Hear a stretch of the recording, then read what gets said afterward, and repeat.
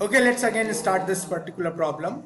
The question says y is equals to 1.2 sine 60 plus 0.005 x times pi.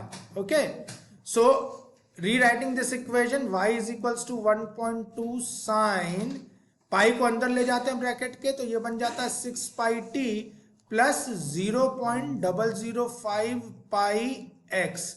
Is that clear? So this is the equation of a progressive harmonic wave. But this time if you see, यहां पर क्या है, यहां पर एक छोटा सा change हुआ है. यहां पर ये प्लस एक्स है, प्लस के एक्स है, ना कि माइनस के एक्स. तो जब wave left to right progress कर रही होती है, यानी पॉजिटिव एक्स एक्सिस के लॉन्ग प्रोग्रेस करती है, तब वेव की इक्वेशन क्या होती थी? y is equals to a sine omega t minus के एक्स. और अगर वेव नेगेटिव एक्स एक्सिस के लॉन्ग प्रोग्रेस कर रही तो a sine omega t plus के एक्स. तो प्लस साइन कब आता है? प्लस साइन क्या इंडिकेट कर रहा है? There is a wave which is progressing along the negative x axis. So plus kx का मतलब क्या है? The wave is progressing along the negative x axis instead of positive x axis, which we have been doing up till now, in which you are having the equation y is equals to a sin omega t minus kx. So this is the first change that you should take care of or note it out. Second thing, अगर तुम इस question में देखो तो यहाँ पे y और x कैसे मेजर किए गए हैं? They have been measured in centimetre. तो अब ये ध्यान रखना है कि यहां पर जो डेटा वैल्यूज निकल के आएंगी जब मैं इक्वेशन को कंपेयर करूंगा, तो y भी सेंटीमीटर में है, एम्पलीट्यूड भी सेंटीमीटर में है और x भी सेंटीमीटर में है. तो कंपेयर करना चालू करते, तो यहाँ पे a की जगह क्या लिखा हुआ है? 1.2. तो इसका मतलब क्या हो गया? The amplitude of the wave is 1.2 centimetre. अब देखो ओमेगा की जगह क्या है? ओमेगा की जगह 6 पाई है, तो यहां से ओमेगा निकल के आ गया 6 पाई रेडियंस पर सेकेंड, रैड पर सेकेंड. और k की जगह यहां पे क्या रखा हुआ है? तो k की जगह यहां पर है 0.005 pi radians per metre.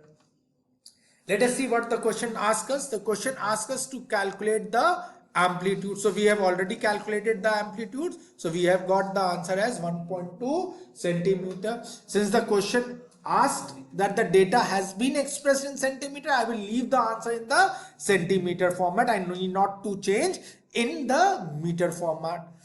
The second thing now, I need to find out the frequency. Omega मुझे मालूम है, and we already know this relationship. Omega is equals to 2 pi f.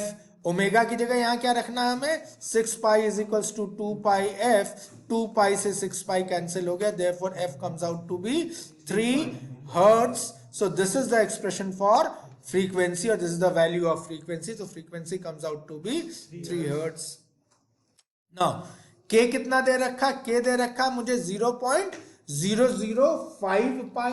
अब तुम्हें याद होगा कि k डिफाइंड होता था 2 pi by lambda. That was called as angular wave number.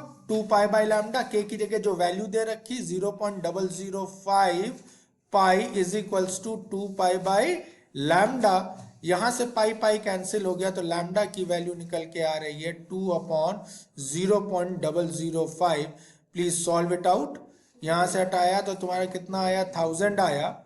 5 200 आया, तो lambda comes out to be 400 centimetre. अब लैम्डा चूंकि यहाँ पे 400 सेंटीमीटर आ रहा है, और यहाँ पे चाहो तो सेंटीमीटर में छोड़ दो, लेकिन किताब में चूंकि आंसर तुम्हारे पास मीटर में रखा हुआ, तो मैं भी इसको यहाँ पे 4 मीटर की तरह इसको एक्सप्रेस कर देता हूं.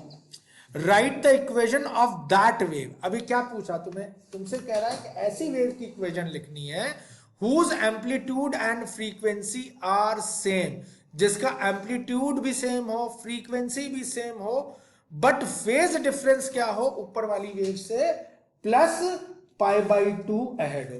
तो अब मैं वापस चलता हूं, तुम्हें रिकॉल कराता हूं भाई, इसमें इस इक्वेशन में, या स्टैंडर्ड इक्वेशन जो हम लोगों ने लिखी थी, इस स्टैंडर्ड इक्वेशन में कहीं पर भी फेज डिफरेंस की तो बात की ही नहीं गई है.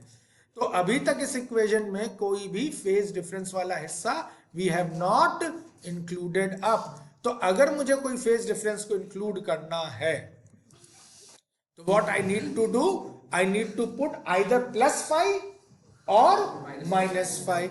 तो मैं रीराइट कर रहा हूं एक और इक्वेशन को जिसमें फेज डिफरेंस भी इंक्लूडेड है.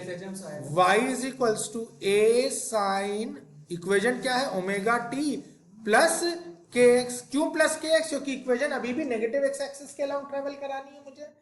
और उसमें अब यहां पर अगर एक्स्ट्रा फेज डिफरेंस ऐड करना है तो +5 का भी फेज डिफरेंस हो सकता था और -5 का भी फेज डिफरेंस हो सकता है. क्वेश्चन ने क्लैरिटी से कहा है कि तुम्हें फेज डिफरेंस कितने का देना है, +π/2. तो minus does not make sense, so I am going to remove the minus and I will leave the question with +5. Is that clear? तो अब चलो इसको सॉल्व कर लेते हैं. इसमें वैल्यू सब्स्टिट्यूट करते हैं. भाई इक्वेशन बनानी है. एम्पलीट्यूड कैसा कह रहा है रखने के लिए, तो एम्पलीट्यूड कहता है उतना ही रख दो. तो एम्पलीट्यूड कितना हो गया, 1.2 साइन, ओमेगा भी कह रहा है उतना ही रखना है. तो ओमेगा कितना था तुम्हारा, 6πt.